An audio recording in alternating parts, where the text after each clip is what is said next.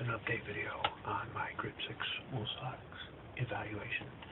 I've been hunting this blind for the past 2 days. It's been in the 20s, and I've worn my GRIP6 wool socks both days. Yesterday I wore the Factory Seconds Overland Orange crew socks that they gave me to evaluate back in October, and today I've got on the Highline Coyote that were replaced under warranty by GRIP6.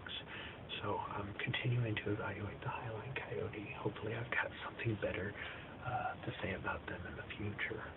And the Overland Orange, I will eventually have a video or two about that. Right now I'm actually waiting for them to come back in the stock in my size so I can buy another pair, more or less just to use them as a prop in the video. But I've been keeping track of washing and wearing the socks so I can give you an honest evaluation of how well they've performed. I've got a few more minutes left, so I'm going to get back to hunting.